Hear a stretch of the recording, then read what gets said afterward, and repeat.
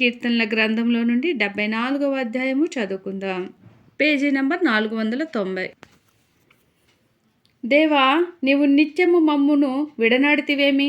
నీవు మేపు గొర్రెల మీద నీ కోపము పొగరాజుచున్నదేమి? నీ స్వాస్థ్య గోత్రమును నీవు పూర్వము సంపాదించుకొని విమోచించిన నీ సమాజమును జ్ఞాపకమునకు తెచ్చుకొనుము. నీవు నివసించు ఈ సియోను పర్వతమును జ్ఞాపకమునకు తెచ్చుకొనుము. శత్రువులు పరిశుద్ధ స్థలములోనున్న సమస్తమును పాడు చేసి ఉన్నారు. నిత్యము పాడేయుండు చోట్లకు విజయము చేయుము. నీ ప్రత్యక్షపు గుడారములో నీ విరోధులు ఆర్భటించుచున్నారు.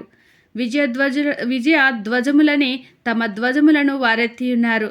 దట్టమైన చెట్ల గుబురు మీద జనులు గొడ్డండ్ల నెత్తినట్లుగా వారు కనబడుదురు.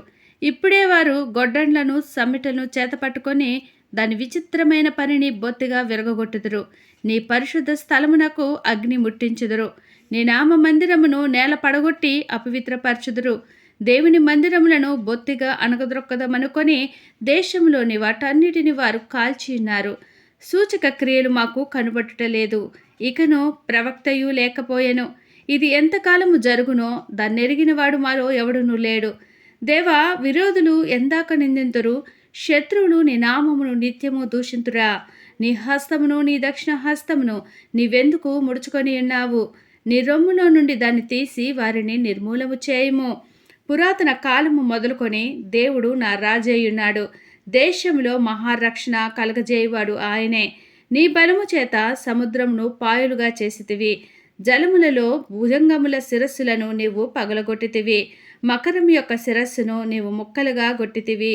అరణ్యవాసులకు దానిని ఆహారముగా ఇచ్చితివి. బుగ్గలను నదులను పుట్టించితివి. నిత్యము ప్రవహించు నదులను నీవు ఇంక చేసితివి. పగలు నీదే, రాత్రి నీదే. సూర్యచంద్రులను నీవే నిర్మించితివి. భూమికి సరిహద్దులను నియమించిన వాడవు నీవే.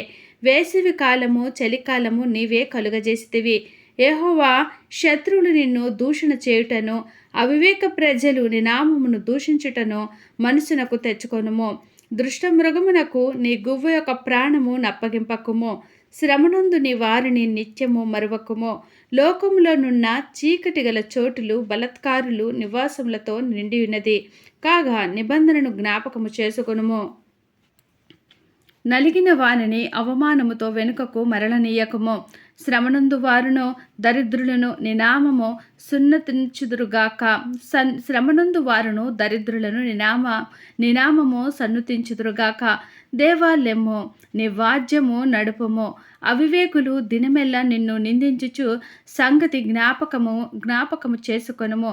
నీ మీదకు లేచివారి అల్లరి నిత్యము బయలుదేరుచున్నది. నీ విరోధులు చేయి గల్లత్తును మరువకుము. దేవుడి చిన్ని వాక్యమును దీవించునుగాక. ఆమేన్. ఈ బైబిల్ రీడింగ్ అనేది మీకు నచ్చినట్లయితే ప్లీజ్ లైక్ చేయండి, షేర్ చేయండి, సబ్స్క్రైబ్ చేయండి. దేవుడు మనందరికీ తోడైనను గాక. ఆమేన్.